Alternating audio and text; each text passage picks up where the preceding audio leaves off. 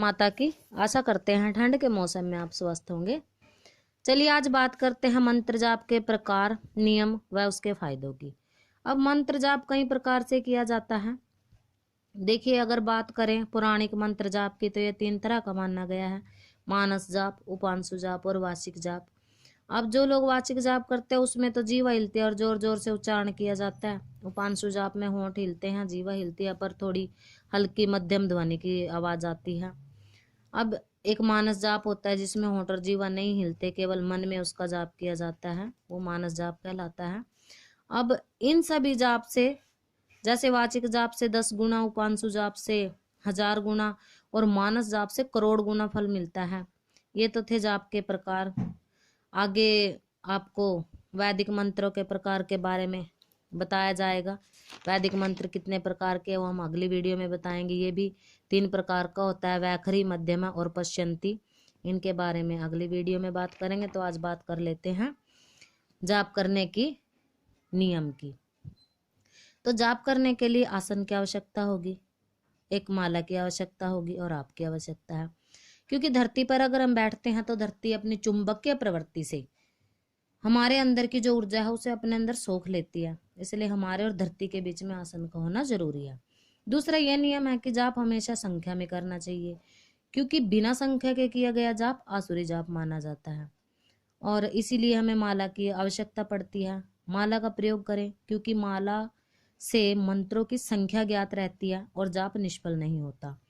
चौथा नियम यह है कि आपको जब भी समय मिले आप मानस जाप करें। जरूरी नहीं है कि मंत्र जाप करते वक्त आप सामने दिया जलाकर ही रखें, बस सुबह शाम संकल्प लेकर जाप करें। अगर आपके पास माला नहीं भी है तो आप करमाला से जाप करें। करमाला से कैसे जाप करें, इसके लिए भी हम आपके लिए आने वाले समय में वीडियो जरूर डालेंगे। अब मंत्र जाप के फायदे की बात कर लेते हैं। इसका सबसे बड़ा लाभ ये होता है कि हमें मानसिक शांति का अनुभव होता है। दूसरा, मंत्र जाप से ध्यान लगाना सीख जाते हैं। अब अगर ध्यान लगेगा तो उससे हमें देव दर्शन होंगे, क्योंकि ध्यान से ही देवता मिलते हैं। तीसरा यह है कि आत्मा को परमात्मा से जोड़ने का कार्य मंत्र करता है। अब किसी भी मंत्र को निरंतर जपने से सिद्धि का द्वार खुल जाता है। चौथा है, व्यक्ति जागृत, स्वप्न और सुषुप्ति तीनों ही अवस्था में जागृत हो जाता है। और पांचवा है, मंत्र सूक्ष्म शरीर को सक्रिय करते हैं, जो शक्तिशाली परिणाम देना आरंभ कर देता है। अब मंत्र जाप से शोक मिटते हैं, आशावादी दृष्टिकोण होता है। छठा है, मंत्र जाप से यक्ष, देवता, नाग आदि को साध कर मन चाहा वर पाया जा सकता है। डाकिनी शाकिनी से अपनी इच्छा अनुसार इच्छाओं की पूर्ति कराई जा सकती है, उन्हें मंत्र जाप से सिद्ध किया जाता है। अगर आपको किसी भी देवी देवता, यक्ष, नाग आदि का मंत्र जाप करना है, उनके मंत्र आपको चाहिए, तो हमारे चैनल से जुड़िए, चैनल को सब्सक्राइब करिए। देखिए, जितने भी लोग 1 2 4 चैनल से जुड़ेंगे, सब्सक्राइब करेंगे, हमारा चैनल बढ़ेगा, सब्सक्राइबर जुड़ेंगे, तभी हम आपको मंत्र देंगे, साधनाएं देंगे। क्योंकि जन कल्याण के लिए हम कार्य करते हैं और किसी एक का भी भला हुआ तो हमारी भक्ति सफल हो जाएगी। तो बात कर लेते हैं 7वें मंत्र के फायदे की। मंत्र के लिंग का चयन करना सबसे जरूरी होता है। अब मंत्र भी 3 प्रकार का होता है: स्त्रीलिंग, पुल्लिंग और नपुंसकलिंग। इसके बारे में भी हम आपको आगे बताएंगे। अब मंत्र के कौन कौन से लिंग होते हैं उनके बारे में आने वाली वीडियो में आपको सारी जानकारी दी जाएगी। तो अच्छी, सही और बढ़िया जानकारी के लिए हमारे चैनल से जुड़िए, चैनल को सब्सक्राइब कीजिए। देखिए, अब कहा जाता है कि कई लोग बहुत सारे वीडियो मंत्र जाप के लिए बनाई गई हैं, उन्हें देखते हैं तो उनमें लोगों के कमेंट भी आते हैं, हम पढ़ते हैं, देखते हैं वीडियो, तो उनमें बहुत सारे लोग कमेंट करते रहते हैं, गुरुजी हम कौन सी माला लें, कौन सी माला से जाप करें।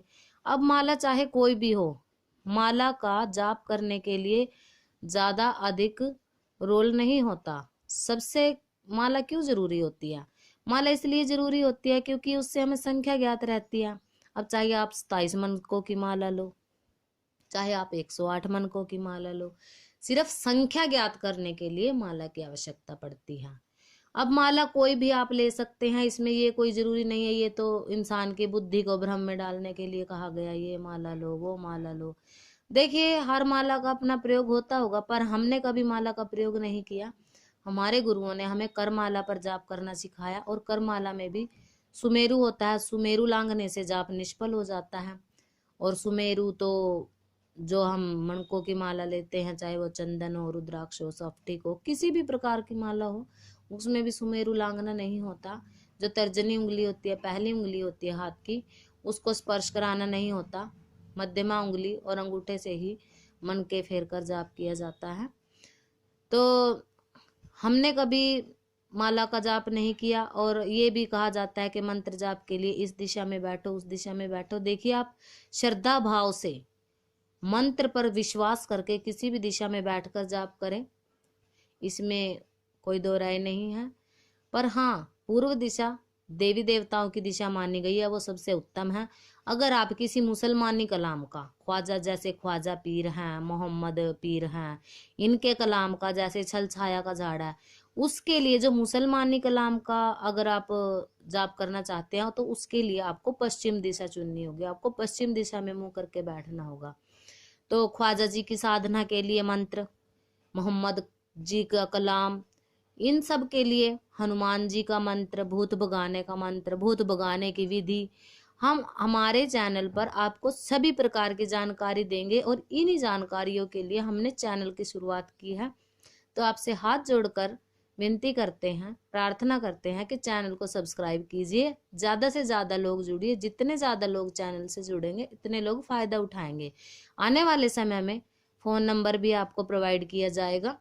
आप लोग फ़ोन से डायरेक्ट, अगर आपकी छोटी समस्या है तो वो घर पे ही बैठे सुलझा दी जाएगी। आपको दरबार तक आने की ज़रूरत नहीं पड़ेगी। तो माता रानी के आदेश से, माता रानी की दया कृपा से आप लोगों के काम बनते रहे, आपके घर में धन के भंडार बने रहे, आपके बच्चे खुशियों से भरे रहे। तो इसी मंगल कामना के साथ मिलते हैं अपनी अगली वीडियो के साथ। जय माता की।